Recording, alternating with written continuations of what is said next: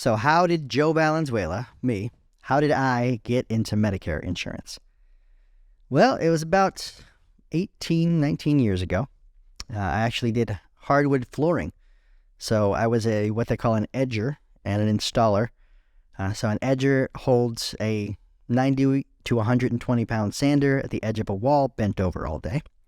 And I did that for about 2.5 years and completely blew my back out. Had to have surgery, L5, S4. They removed a portion of my spine, or actually two portions of my spine. So if your spine's like this in the middle, they cut out a moon-shaped portion of my spine. It's a microdiscectomy and laminectomy, and removed a portion of my disc. So this meant I could no longer do, manual labor. So I decided I was going to use my mind instead of my body to make money. And about that time, they were doing things with workers' compensation that were retrainings. So I looked into that a little bit and decided that that wasn't really the route for me to go to get retrained. So just decided to take a temporary job until I found out what I wanted to do. That temporary job was located in San Ramon, California, for a little company, or a big company, called Anthem Blue Cross, or WellPoint, which is their parent company. So I was there for about 5 years. Me and my now current wife worked there at the same time. Christina Valenzuela, she's a part of the agency as well. And we started as temporary associates, and about 8 months later, this was in 2007, so this is the first year that Medicare Advantage came out. They hired us on as full-time, and we got licensed, and we worked there for about 4 years. They decided it was a call center environment, and it was good and bad because we were able to take about 100 calls a day over that 4-year period of time, inbound and outbound, throughout the entire nation.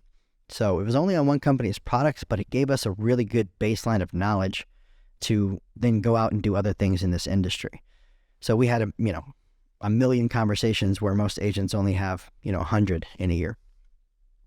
So they decided they were going to consolidate their call centers, and there was a call center in Wisconsin that was a lot cheaper to run, and they just pushed the button and switched all the calls to over there. So we were laid off from that company. They said that we could get, advanced placement back if we wanted to come back in. Kind of left a little sour taste in my mouth, but I still knew that I wanted to be in the Medicare space. So I reached out to a company that I knew was coming into Northern California, Humana, and got a job with them as a field representative. I worked for Humana for approximately 7 years.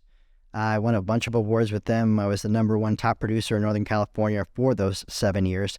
Went to their President's Club 5 out of those 7 years, which is the top 5 to 10% of the entire company nationwide, and got a lot of great connections, learned a lot about this industry and how to do things.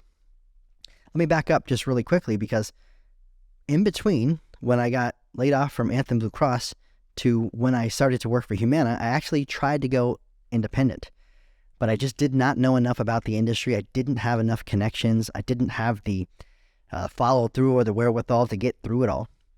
So I decided to take a job with Wells Fargo, actually working in their IT department. I'm a very technical person as well. So I did that for a little bit and really decided, okay, I need to get back into Medicare insurance, and that's where Humana came in. So I had a little bit of baseline of knowledge about what it would take to start my own agency, or even just become an independent agent. So fast forward, we're about 7 years in with Humana, and the plans in my area start to go up, and we start to lose networks and plans and back out of counties and things like that. So, it's very hard as a captive agent when that happens. You still have to go and sell that company's product.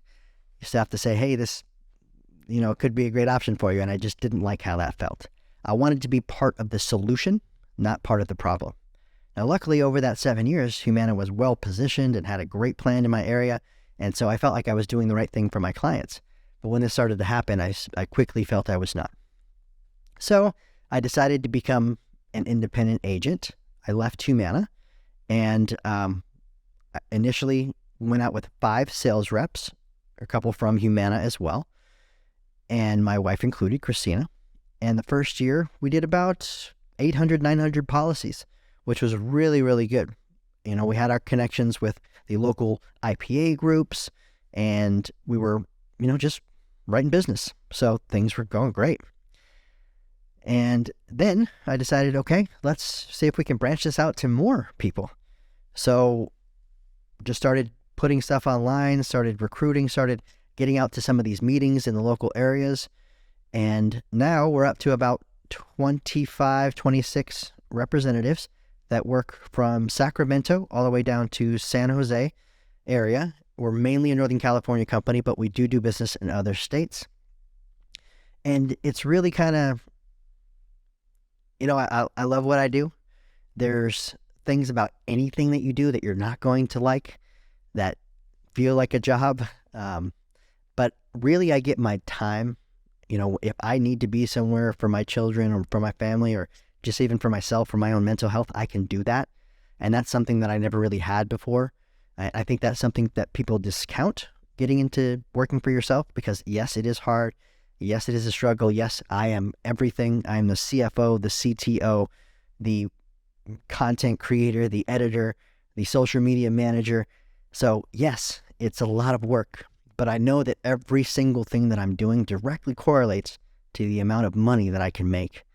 And before, I felt capped, and also that, I was asked to do things that I didn't necessarily think were going to lead to more money for myself. So you get that freedom to succeed and also to fail.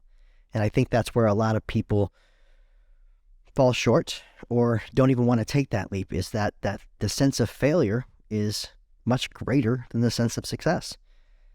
And you can fail at anything. You can be fired from your job as well, and that's what I didn't want to happen as well.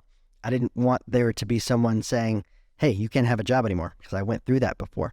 And I'm sure that a lot of you have as well. I wanted to be the only one in charge of my fate. And that scares a lot of people. It scares me. But you have to have the courage to jump forward.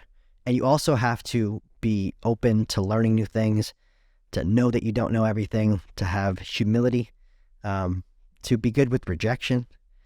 So all of these things come into, and I think that my life has kind of led me to that mindset. Going through that injury when I was young and having to be retrained, having to learn how to walk again. And also then at Humana, while I was there, I love to go to the gym and play basketball and stay active. And I was on a basketball court and I completely ruptured my Achilles, my right Achilles. So I had to take a year off of work. I had to rehab for a year, learn again how to walk again. So 3 times in my life I've had to learn how to walk. Once when I was a baby, just learning how to walk. Again after my back surgery. And then again after my Achilles surgery. So the right side of my body is completely compromised, but I still play basketball. I still go to the gym 3 to 5 times a week. I'm still active with my children. I'm 40 years old now. So I don't use any of those things as an excuse. You have to have the ability to overcome obstacles. And I think that is my main superpower. That no matter how many times I get punched in the face or I get knocked to the ground, I'm going to stand back up. So you cannot fail if you just keep trying. And that's not to say that some days I don't feel like not doing this, or that, I'm just not motivated to do as much. It's just that I'm willing to never give up, to never say that this is it. And I think that helps. So that is just a little bit about the journey that it took to get me here and the mindset that I think helps me succeed in this industry. That, and also being curious, wanting to know everything about the industry, wanting to know everything about plans, about people, about how to train them, about technology and how to implement it. So just being curious as well. Now, my plans for the future are to get out of all of these roles that I'm doing myself, right? Because I have to operate, I have to do all the technology, I have to do all the marketing. So now I'm starting to delegate these things, even though I know that once I do delegate them, that these people that I delegate them to are not going to have the same passion towards it that I am. But I find myself, falling short because I'm spread so thin. So I'd rather have it done 80% the way I would do it than 100% and not get it done at all. So that's the plans for the future, to delegate more so that I can spend more time recruiting representatives and working with my current representatives to make them better salespeople and provide them with more opportunity. For Vista Mutual Insurance Services, I am Joe Valenzuela. And if you have any questions, please comment on this below. We love to interact with our community, and we can answer any questions that you have about getting into this industry, what it takes and how you can succeed. Thanks so much. Follow us for more information.